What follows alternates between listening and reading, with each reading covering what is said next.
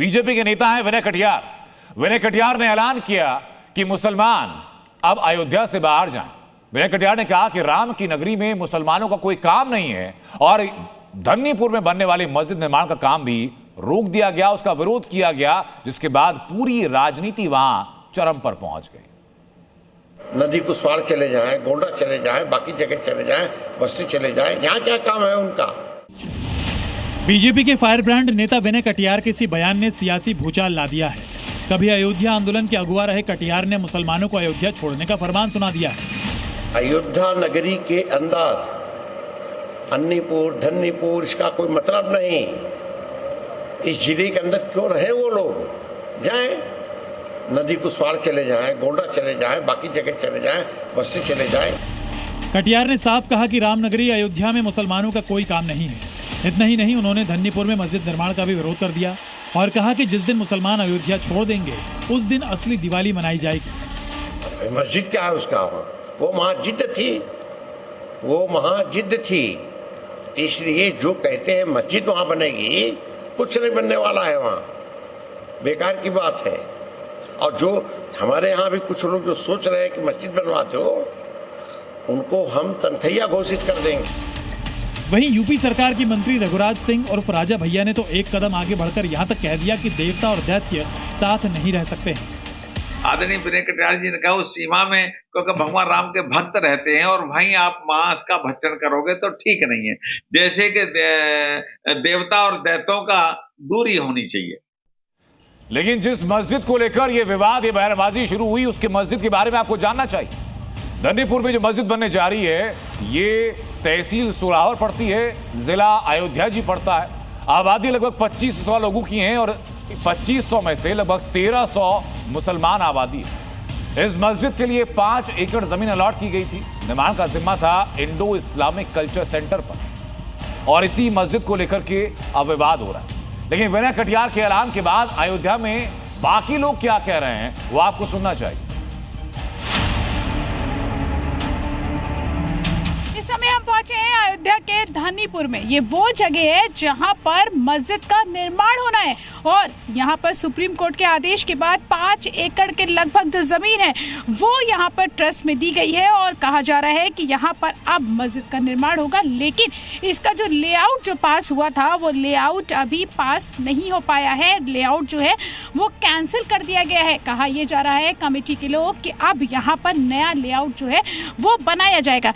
मुसलमान के दिल यहाँ कोई सुनने वाला है नहीं, ठीक, इससे कोई मतलब छुपी बात तो है नहीं। तो कमज़ोर है ये मुसलमान, जिसे तो धोखा दिया जा रहा है। चाहते हैं मस्जिद बने उन्हीं मतलब उन्होंने तो पास किया था, तो बनना चाहिए। बिल्कुल मस्जिद क्या लेके बनना चाहिए और क्या, तो साल भर हो गया, कहाँ बन रही है।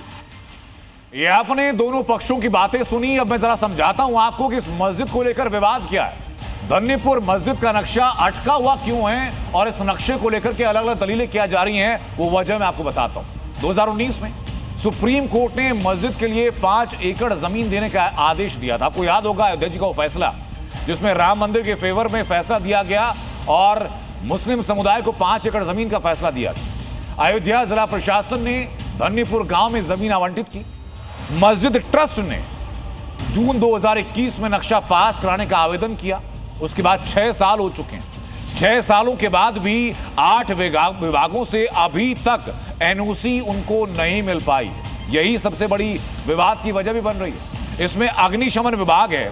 अग्निशमन विभाग ने सड़क की चौड़ाई को लेकर आपत्ति दर्ज की कि जो चौड़ाई है वो मानकों के अनुरूप नहीं है। दूसरा जो विवाद है, ये एक एक करके जो 8 विभाग हैं, उन विभागों से एनओसी नहीं मिलने को लेकर के ये सबसे बड़ी दिक्कत है जो धन्नीपुर मस्जिद को लेकर के विवाद हो रहा है। लेकिन बाबरी मामले में पक्षकार रहे इकबाल अंसारी क्या कह रहे हैं? वो कह रहे हैं कि धन्नीपुर में मस्जिद की कोई जरूरत नहीं, वहां खेती हो तो बेहतर है। सुनिए जरा। पूरे देश का मुसलमान मस्जिद की मांग नहीं कर रहा है। वो लोग चाहते हैं कि जहाँ पे जमीन मिली है वहाँ ऑलरेडी मस्जिद है, वहाँ मस्जिद जो है मस्जिद की जरूरत नहीं है। जमीन कृषि योग्य है और उसमें खेती किया जाए, जो अनाज पैदा हो हिंदू मुसलमान में बांटा जाए, क्योंकि हिंदू मुस्लिम सिख ईसाई सबसे बड़ा धर्म यही है कि अगर जो है कोई चीज पैदा होता है, अगर कोई खा लेता है तो उससे बड़ा कोई सवाब नहीं। तो हमारा तो यही मकसद है, हमारे देश का मकसद है कि उस जमीन पे खेती हो, जो अनाज पैदा हो हिंदू मुसलमानों में बांट दिया जाए। ये सारे बयान आपको सुना है कि विनय कटियार ने क्या कहा। विनय कटियार के बयान के समर्थन में बाकी बयान क्या है, अयोध्या के मुसलमान क्या कह रहे हैं और इकबाल अंसारी क्या कह रहे हैं। लेकिन विनय कटियार ने जो बयान दिया कि मुसलमानों को अयोध्या जी छोड़ देनी चाहिए, उस बयान पर साधु संत क्या कह रहे हैं, आज वो भी सुनना चाहिए। अब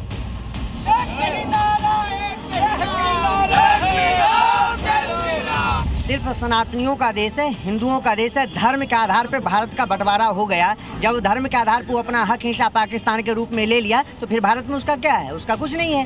फिलहाल उन्होंने ये कहा ये कि अगर नक्शा नहीं पास हुआ है तो यहाँ पर आवश्यकता ही नहीं है। हाँ, उन्होंने कहा आवश्यकता ही नहीं है यहाँ पर। भाई 84 कोष के अंदर तो उनको कहीं नहीं जगह होनी चाहिए। यहाँ सनातनियों का वास होना चाहिए, साधु संतों की नगरी है, साधु संतों को रहना चाहिए। यहाँ मस्जिद की कोई आवश्यकता नहीं इस पूरे परिक्षेत्र में।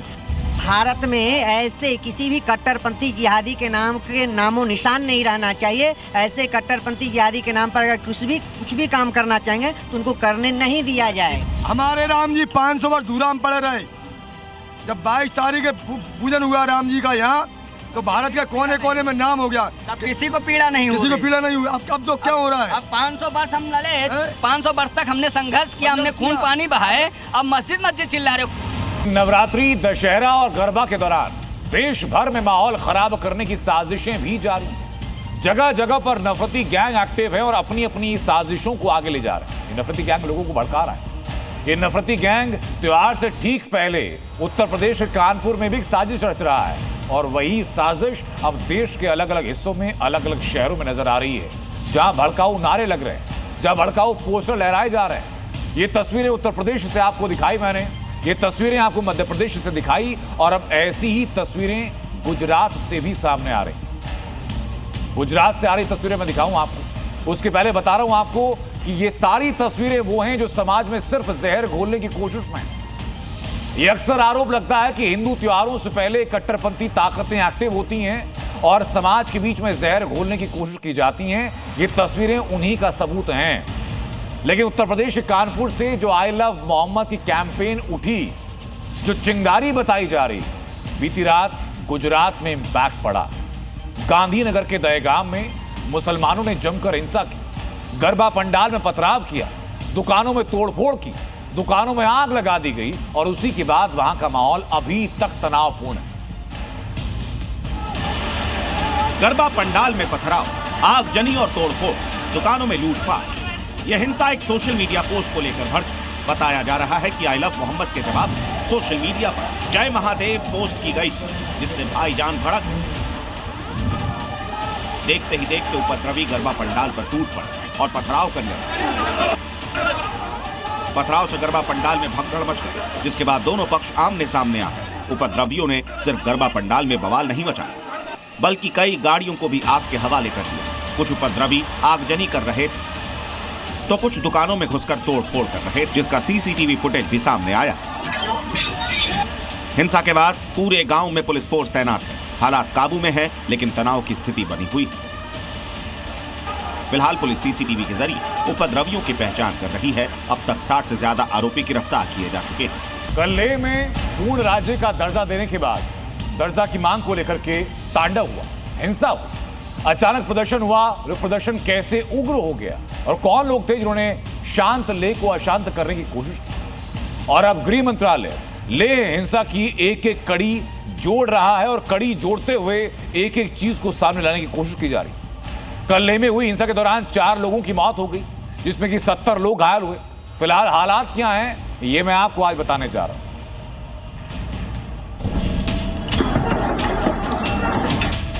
कल लद्दाख को पूर्ण राज्य का दर्जा देने की मांग को लेकर हो रहे प्रदर्शन ने हिंसक मोड़ ले लिया। बीजेपी ऑफिस के बाहर उपद्रवियों ने तोड़फोड़ और आगजनी की। सवाल है कि लेह में भड़काई हिंसा महज संयोग थी या ये बड़ा प्रयोग था। आखिर किसके इशारे पर हिंसक तांडव मचाया गया और किरदार कौन है जो हिंसा को लेकर जांच के घेरे में है। गृह मंत्रालय ने इस हिंसा के लिए जिसे जिम्मेदार ठहराकर सवालों के कटघरे में खड़ा किया है वो है सामाजिक कार्यकर्ता सोनम वांगचुक।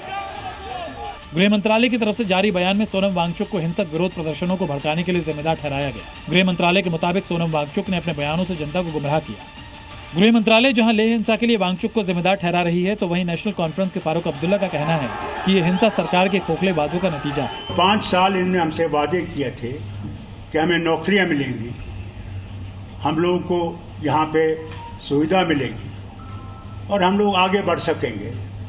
वो वादे सारे खोखले निकले। कल जो लेह में हिंसा हुई, उस हिंसा में 4 लोगों की मौत हो गई। उस हिंसा में 70 से ज्यादा लोग घायल हुए। फिलहाल हालात क्या है, अब ये मैं आपको बताता हूं। इस पूरे लेह में कर्फ्यू लगा दिया गया है। हर हालात पर, हर मूवमेंट पर, हर फोन कॉल पर नजर रखी जा रही है और हर संभव कोशिश की जा रही है कि पूरे लेह में, पूरे इलाके में शांति बनी रहे। संवेदनशील इलाकों में अतिरिक्त पुलिस बल को तैनात कर दिया गया। हिंसा को देखते हुए लेह के साथ साथ करगिल में भी सुरक्षा बलों को अलर्ट पर कर दिया गया। धारा 163 वहां पर लागू कर दी गई और सरकार हिंसा के गुनहगारों की पहचान करने में जुटी है। ये सब कुछ है जो लेह में हो रहा है। लेकिन लेह में कल जहां हिंसा भड़की, वहां 24 घंटों के बाद आज कैसे हालात हैं। हमारे सहयोगी प्रमोद शर्मा जब ग्राउंड जीरो पर पहुंचे तो देखिए उन्होंने क्या देखा। कल तकरीबन 12 बजे के आसपास लेह में जिस तरीके से जो प्रदर्शनकारी हैं उनकी भीड़ भड़की, तो उन्होंने सेक्रेटरीट के दफ्तर को, जो सरकारी दफ्तर है, उसको पूरी तरीके से तोड़ दिया है। देख लीजिए आप, ये सरकारी दफ्तर है, सेक्रेटरीट है, ये ऊपर से नीचे तक ये तकरीबन दो फ्लोर है और 2 मंजिला बिल्डिंग को पूरी तरीके से तोड़ा गया है। अब यहाँ पर ये जो पुलिस के जवान है वो यहाँ पर इसको बंद करते नजर आ रहे हैं, तार लगा रहे हैं ताकि यहाँ से अंदर आवाजाही किसी की ना हो।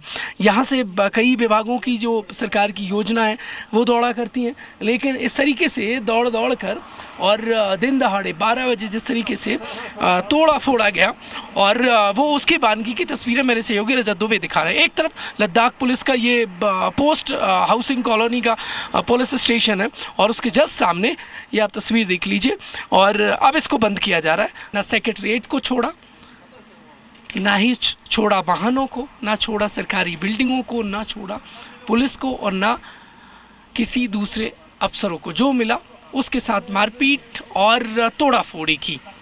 अब यहाँ पर जिस तरीके से ये जो सरकारी इमारतें हैं उनके संरक्षण के लिए ये पुलिस और आर्मी के जवान तार लगाते नजर आ रहे हैं।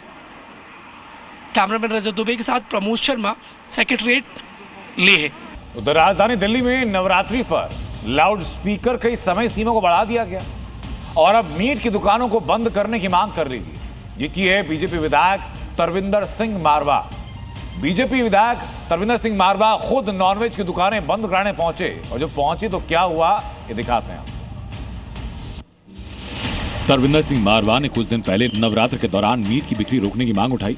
अब वो खुद मीट और बिरयानी की दुकानों का शटर डाउन करने सड़क पर उतर आए।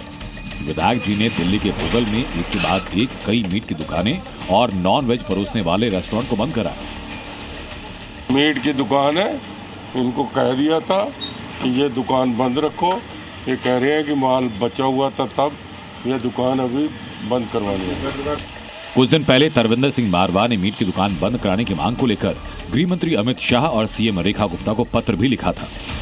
जाकर देखेंगे यहाँ पर जो दुकान उसकी बंद करवाने की मीट की दुकानों को। ये भी ये देखिए इधर में जैसे ये दिल्ली बिरयानी हट यहाँ पर खुला हुआ है, इसको भी बंद करवाने के लिए यहाँ पर आए हुए हैं यहाँ। और ये देखिए ये आपको सीधे आपको दिखा देता हूँ कि ये इस दुकान को बंद करने के लिए, क्योंकि इन्होंने कहा था कि 9 दिन के अंदर 9 दिन मीट की दुकानें सारी की सारी यहाँ पर बंद होंगी। अब बात दिल्ली में ढोंगी चैतन्यानंद की। चैतन्यानंद की तलाश इस वक्त 5 राज्यों में की जा रही है। चैतन्यानंद के खिलाफ दिल्ली पुलिस ने लुकआउट नोटिस जारी किया, लेकिन वो लगातार अपनी लोकेशन बदल रहा है। चैतन्यानंद को लेकर एक और बड़ा खुलासा भी हो चुका। एक और बड़ा खुलासा क्या हुआ है वो दिखाते हैं। दिल्ली में पाखंडी चैतन्यानंद का गंदा खेल 12 सालों से चल रहा था, लेकिन एक ईमेल ने उसके पूरे खेल को एक्सपोज कर रख दिया। ये ईमेल और किसी का नहीं बल्कि एक एयरफोर्स अधिकारी का था। पुलिस की जांच में यह भी खुलासा हुआ है कि चैतन्यानंद के खिलाफ शिकायत खुद एक एयरफोर्स अधिकारी ने भी दी थी और इसी के बाद इस मामले में बड़ा एक्शन शुरू हुआ। जानकारी के मुताबिक एयरफोर्स अधिकारी ने इंस्टीट्यूट को ईमेल भेजकर छात्रों की शिकायत बताई, क्योंकि इंस्टीट्यूट में डिफेंस कोटे के बच्चे भी पढ़ते थे। इस मेल में चैतन्यानंद पर गंभीर आरोप लगाए गए और इसी मेल का जवाब देते हुए पीठ ने चैतन्यानंद पर एफआईआर दर्ज करवाई। कॉलेज की तरफ से 2 अगस्त को वायुसेना मुख्यालय को जवाब भेजा गया कि इस मामले में एफआईआर हो चुकी है और उसके बाद ही कॉलेज ने 300 से ज्यादा पन्नों के सबूत पुलिस को सौंपे। पुलिस सूत्रों के मुताबिक इंस्टीट्यूट में लगे कुछ सीसीटीवी कैमरों की फुटेज सीधे स्वामी चैत्यानंद सरस्वती के मोबाइल फ़ोन पर देखी जाती थी और बाबा उन्हीं फुटेज को देखने के बाद अपनी 3 राजदार के जरिए उन लड़कियों को अपने पास बुलवाता था। पुलिस ने ऐसी 17 लड़कियों के 164 के बयान दर्ज किए हैं, जबकि जो तीनों राजदार हैं उनसे भी पूछताछ हो चुकी है। इसने 25 अवैध बांग्लादेशियों को गिरफ्तार किया जो बहुत समय से बिना पासपोर्ट के और बिना वीजा के देश में रह रहे थे। भारत में अवैध रूप से रह रहे बांग्लादेशी नागरिकों के खिलाफ एक्शन तेज हो गया है। दिल्ली पुलिस ने 25 बांग्लादेशियों को पकड़ा है जो पिछले 8 साल से बिना पासपोर्ट और वीजा के भारत में अवैध तरीके से रह रहे थे। इनमें से 2 को दिल्ली से और 23 को कानपुर देहात से पकड़ा गया। इसी पूरे मामले में अभी और पूछताछ जारी है। हम पूरा नेटवर्क तक पहुंच रहे हैं कि इनको कौन लेके आया, कितने में लेके आया, वो सब अभी तफ्तीश में हमारा जारी है। पकड़े गए बांग्लादेशियों में महिलाएं भी शामिल हैं, जिन्हें सराय काले खां के डिटेंशन सेंटर में रखा गया है, जहां से कानूनी प्रक्रिया के बाद सभी को वापस बांग्लादेश डिपोर्ट किया जाएगा। ये सभी पश्चिम बंगाल के खुलना बॉर्डर से अवैध रूप से भारत में दाखिल हुए थे। कुछ दिन पहले भी दिल्ली पुलिस ने 2 बांग्लादेशी नागरिकों को पकड़ा था। दोनों 2014 से अवैध रूप से रह रहे थे। वहीं बहराइच में एक बार फिर भेड़िए का आतंक लौट कर आ चुका। लगातार छोटे बच्चों पर हमला हो रहा। कई इलाकों में खुलेआम भेड़िए को घूमते देखे जाने की बात कही जा रही है और इसी से लोग सहमे भी हैं। बीती रात कैसरगंज के बाबा पटाव गांव से आदमखोर भेड़िया एक और बच्ची को उठा ले गया। ग्रामीणों ने शोर मचाया तो भेड़िया बच्ची को छोड़कर भाग गया, लेकिन तब तक बच्ची के एक हाथ और गर्दन पर गंभीर जख्म हो चुके थे, जिससे अस्पताल ले जाते समय बच्ची ने दम तोड़ दिया। पिछले 15 दिनों में भेड़िया 3 बच्चों को अपना शिकार बना चुका है, जबकि एक का अब तक कोई पता नहीं चल सका है, जबकि हमले में 17 लोग घायल हो चुके हैं। उधर वन विभाग ने भेड़िए को पकड़ने के लिए 20 टीम बनाई है, जो लगातार कॉम्बिंग कर रही है, लेकिन अब तक नरभक्षी भेड़िए को पकड़ा नहीं जा सका है। ये हमने राजस्व विभाग और पंचायत और ग्राम विकास विभाग से भी 21 टीमें लगा रखी है और 24 घंटे बच्चों की सुरक्षा किया जाए, उनको घर के अंदर रखा। हैरानी की बात है कि बीते साल भी सितंबर और अक्टूबर महीने में ही भेड़िए ने इसी इलाके में महिला समेत 11 बच्चों को अपना शिकार बनाया था। पिछले साल 50 से अधिक लोग घायल हुए थे और अब एक बार फिर सितंबर में आदमखोर का टेरर लौट आया है। ये कुछ महीनों के दौरान दूसरी दफा है जब यहाँ के लोग भेड़िए के इसी दहशत का शिकार हो रहे हैं।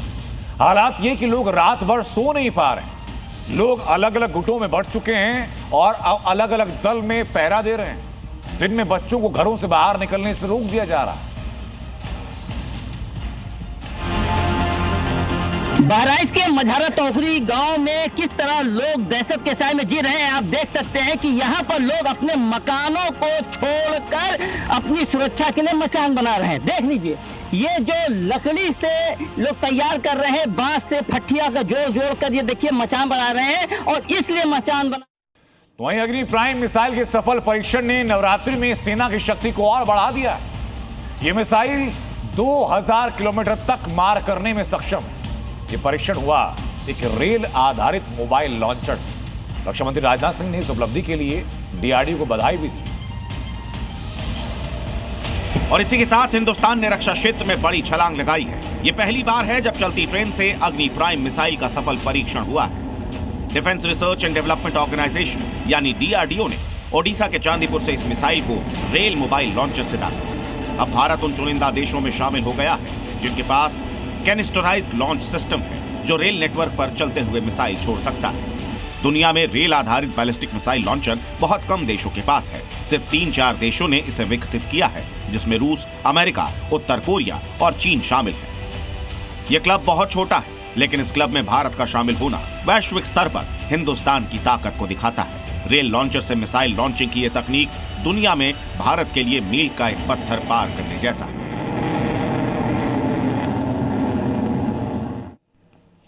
अग्नि प्राइम का रेल लॉन्चर टेस्ट कैसे भारत की रणनीतिक शक्ति को नई ऊंचाई देने जा रहा है, बताता हूं आपको। क्योंकि ये न सिर्फ हमले की स्पीड को और रेंज को बढ़ाता है, बल्कि दुश्मन को ज्यादा डराता भी है। ये क्यों खास है देखिए जरा, क्योंकि ये कभी भी कहीं से भी लॉन्च किया जा सकता है। रेल नेटवर्क पर दुश्मनों से छिपाना इसको आसान होता है। क्रॉस कंट्री मोबिलिटी जो होती है उसके लिए जंगल, पहाड़ और मैदान तक पहुंचना आसान है। तेज रिएक्शन टाइम है और ट्रेन के रुकते ही मिसाइल को दागने की जो क्षमता है वो और ज्यादा बेहतर होती है। बेहतर बात है कि कम विजिबिलिटी में, यानी कि अगर विजिबिलिटी लो होती है, एडवर्स कंडीशन होती हैं, तब भी इसको बहुत आसानी के साथ लॉन्च किया जा सकता है। चाहे धुंध हो, रात हो, मौसम खराब हो, तब भी सटीक प्रहार करने में यह सिस्टम पूरी तरीके से सक्षम है।